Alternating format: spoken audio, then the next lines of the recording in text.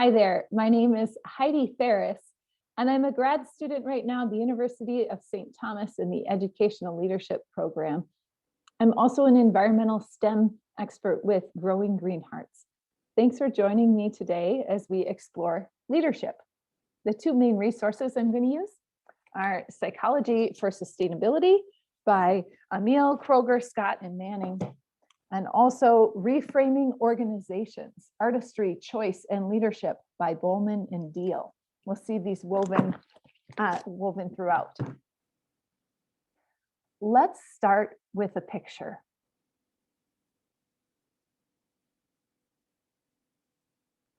What is happening here? What's going on in this photo? What do you notice? This story that I'm going to share about this event contains insights to leadership and sustainability, and we'll weave them together.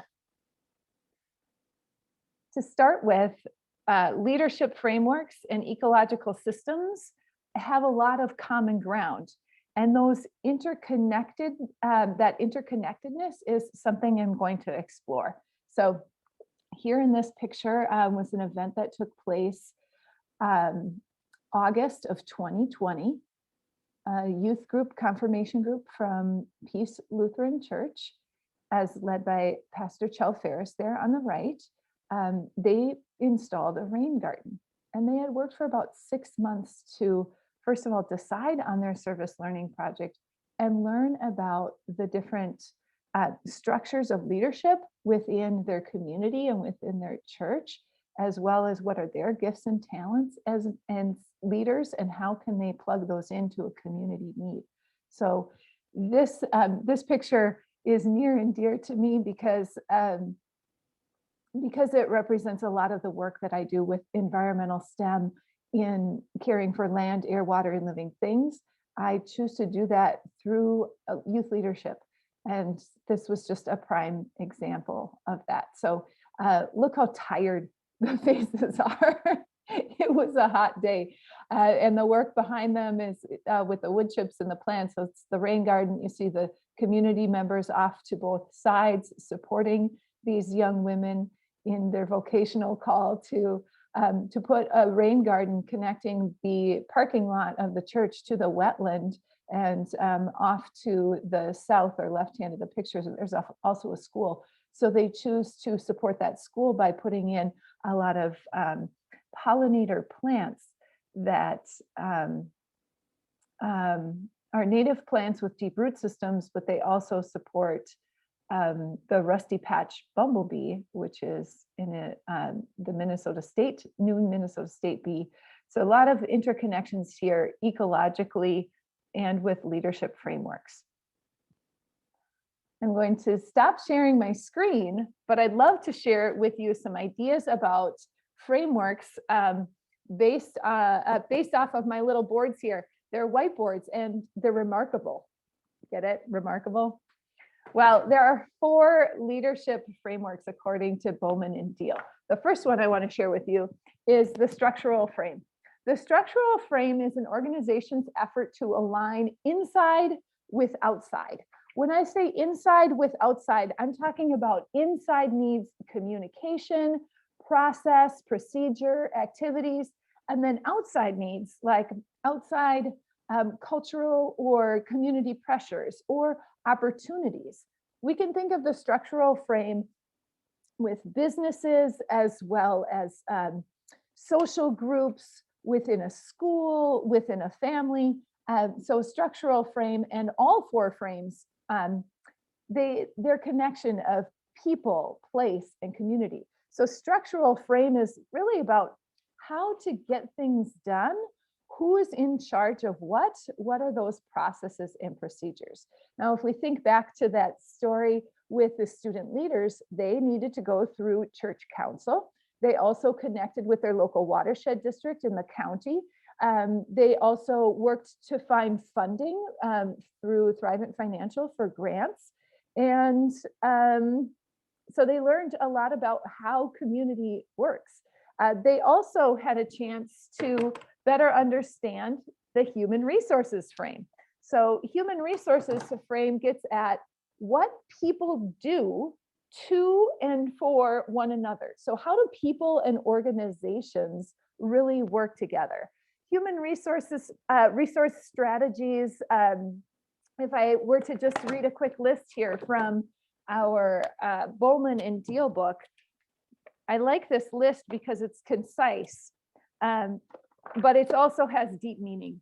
So human resource frame strategies include build and implementing human resource strategy. So talking about it, also hiring the right people, keeping those people, investing in them, empowering them, and promoting diversity.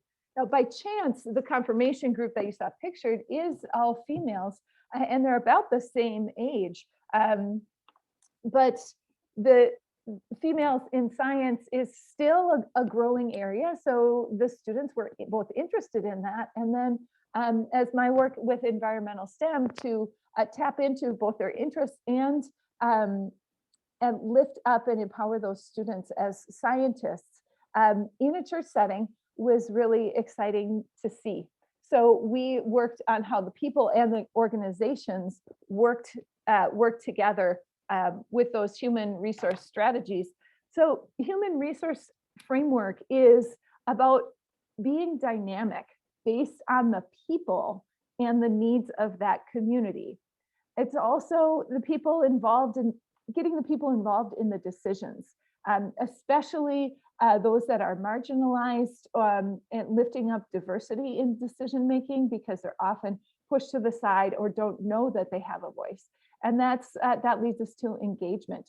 Yes, the kids helped build that garden, but they also engaged in grant writing, in communications with the church council. They engaged in garden design and budgeting. So they were engaged in the process. So maybe you're starting to see a connection here from human resources and the structural frame, since structural frame was about process and procedure and communication and activities. Yes, there are overlaps. All these frames, they work together, but they also help us really focus on little pockets and a variety of perspectives. Which brings us to a third frame. This one is the political frame. Now, the political frame has to do with really what kind of power and where the power is being used. So a political frame, thinking in this way, gives us perspective on resources and power. We assume from the political frame that there are scarce resources in the world. That's how this frame functions. Not saying that's always true, but that's how this frame functions. It means individuals plus groups have differences plus conflict. So conflict happens. It is. How you make decisions and deal with it depends on how you're using both this frame and the other frames. So in the political frame perspective, power guides decisions. Now, as you notice from that rain garden, the power, a lot of it was put with the youth. So we are working to shift some of the culture and empower those young women in their work. And that in turn contributes to connections within community, as we'll learn with the symbolic frame.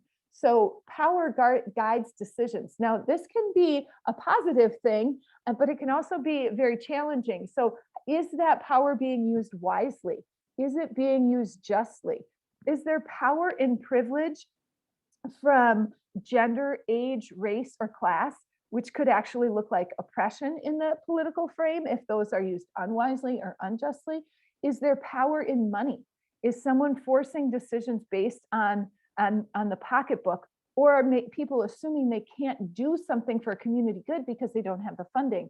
And then also social networks come into play, because we can have collective voice when we are in a larger group, no matter what our money or power and privilege. So networking and how community is connected, which again connects to some of our other frames like human resources and structural frame. These all work together, but power guiding decisions is part of the political frame. And notice that political frame can be at the heart of decision making. So political frame asks us really to think about our morals. Who is trying to do a power play? Is it a good play or not? What kind of power is being used? That's the political frame. Now, the fourth frame that Bowman and Deal share, I feel really connects with faith-based groups. This is the symbolic frame. While it does connect with faith-based groups, it also connects with those other community groups that we mentioned, with families, cities, schools, churches, workplace, businesses. So, but I feel like this especially connects with faith-based organizations because symbolic frame is about ritual. It's about ceremony. It's also about heroes and heroines. It's about the power of story, what we tell ourselves about the past and how those stories connect with myths, values, and vision for the future. So symbolic frame, here we have the symbols that help people resolve and find direction and hope. That rain garden story I shared connected to the kids' baptism. The baptism in the Lutheran tradition is a reminder using simple but complex water on a person's body as a symbol of God's love and promise. You are a child of God. God loves you, cares for you, and will never leave you.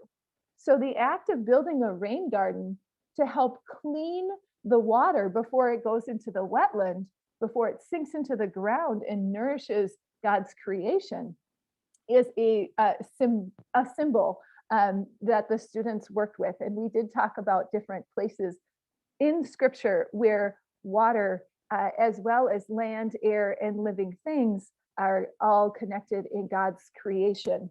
And that was one example of how we use the symbolic frame. But symbolic frame in organizations is really about activity and meaning. It helps people resolve and find direction and hope. So what is motivating? It's not just, when we talk symbolic frame, it's forms and activities that lead to culture. And culture, as we know, is identity and character. If I were to share something from Bowman and Deal about the symbolic frame, it would be page 263 here. Bowman and Deal say this: myths, values, and vision bring cohesiveness, clarity, and direction in the presence of confusion and mystery. Heroes carry values and serve as powerful icons. Rituals, ceremonies provide scripts for celebrating success and facing calamity. Metaphors, humor, and play offer escape from the tyranny of facts and logic. They stimulate the creative alternatives to time-worn choices. So the symbolic frame helps us just gain meaning. It's not just doing, but the meaning behind it. Now, those are the four frames offered by Bowman and Deal. And I feel that one of the things that these four frames have in common with ecological systems thinking would be the idea that we're in them all the time. It's not just picking one or one versus another, or this one works today and that one works tomorrow. It's that they're all working together all the time. And that's something that relates, as I said, to our ecological systems.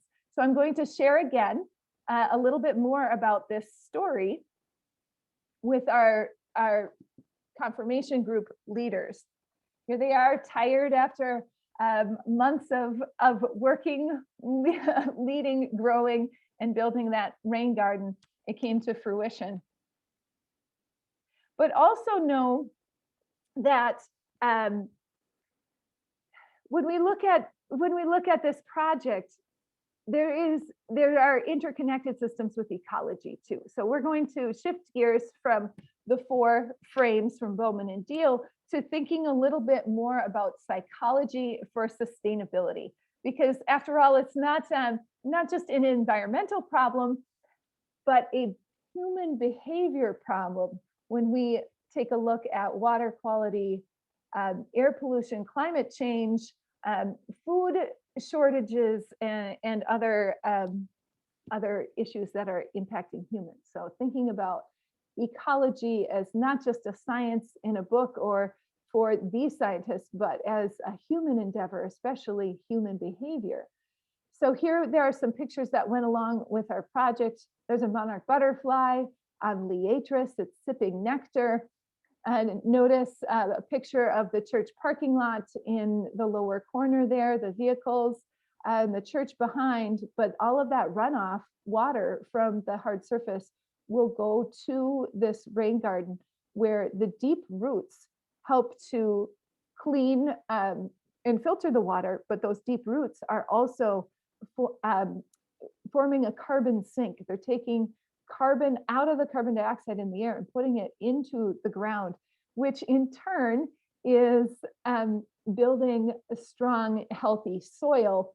So we have land, air, water connected to living things, our four main ecological systems. And the students did this with a curriculum I wrote called Connect the Rocks. In addition to the ecological systems, we looked at cultural relevancy and understanding our whiteness, because that place right there, that parking lot, that garden was previously not city as we know it today. The story of that place was it was previously farmland. And before that, it was Dakota land. So we acknowledged the land as Dakota land and spoke to reconciliation and forgiveness. And how does that connect with theology of tradition and Jesus as justice? We did so with the Connect the Rocks faith, science, and youth leadership curriculum. When we really zoom in on those four systems, one of the biggest lessons to learn is that we're in all of them and they are in us. So atmosphere is air, the thin skin of gases around the planet. Biosphere would be living things, from the tiniest critters like pollinators and butterflies, and even viruses and bacteria we can consider as living things, to the big things like the redwood trees and the whales, coral reef systems to forest. And then water would be how the water cycle. So we've got precipitation in snow and rain, and how that water soaks into groundwater, how it also is stored underground, maybe makes its way into lakes, rivers, streams, and eventually back into the atmosphere. So that's the hydrosphere. And then a fourth sphere is the geosphere. I mentioned previously that soil is a resource. We consider soil actually alive, and it contains pockets of air, the atmosphere. So, but soil is considered also part of the geosphere, and soil, sand, rocks, pebbles are the tiny bits of geosphere that help make up soil. But we have big parts of the geosphere as well. Mountains, plains, plateaus are the three major landforms on planet Earth. Now, one of the things that's tricky about this model, saying that there are four interconnected systems, is that we've just placed all of Earth into four compartments, and we've placed ourselves out of it. Oops. So just like those four systems and frameworks from Bowman and Deal with social systems, when we talk about four ecological systems, we also have to place ourselves at the center. So here we have our young leaders that were teaching people that came to their event where they did the rain garden about how prairie plants have deep roots. And those root systems go sometimes 16 feet deep. That's the Liatris that you saw the monarch butterfly on. 16 feet deep of root systems, compared to turf grass, which is all over Plymouth in yards and soccer fields and golf courses. The root systems of that are just 3 inches deep. So the kids are teaching there about deep roots. Also in the top corner, you see some chalk drawings. There we're talking about the structural framework, because the structural framework can be like this, the boss model top down, but a structural framework can also be interconnectedness of community. So you see in that picture, we're drawing what is the framework of our church, where it's not a top down, but people, the congregation, work to lead a church community. And how does that work? So we're talking there about social systems, but also a prairie ecosystem. And then the big picture, you see our biosphere, atmosphere, hydrosphere, and geosphere. And we were intentional about drawing a person in the middle. In fact, we stood in the middle. We looked at our shoes, which were mostly made of leather and plastic, from the biosphere and the geosphere. We took deep breaths of the atmosphere and recognized that our bodies are made mostly of water. So as much as we try to separate these frameworks and these ecological systems, the truth is they're interconnected and we are in them.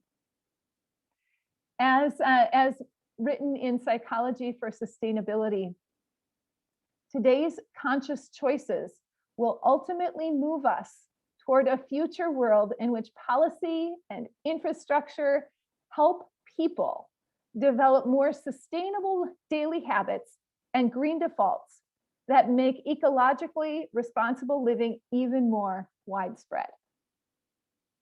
So yes, this is a science ecology issue. Yes, it's a human behavior issue.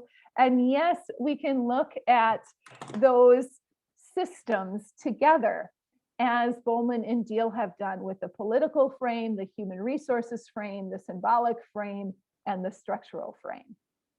We are part of systems. It just is. How we choose to look at and see those systems is important. So as I close, please keep in mind that interconnectedness and relationships, they matter. So does your individual perspective. So I challenge you to be, yes, self-aware in your strengths and also self-aware in your weaknesses.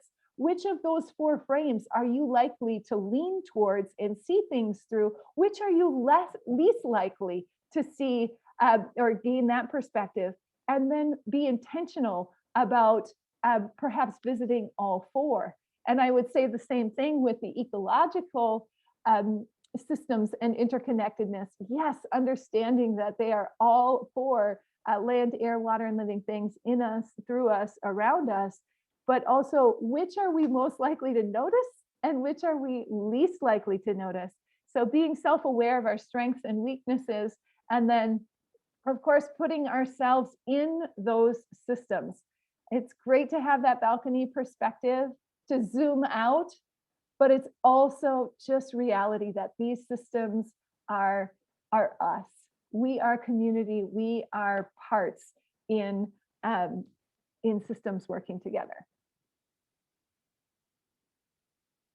So thank you for joining me today in exploring leadership using psychology for sustainability and reframing organizations. Thanks again.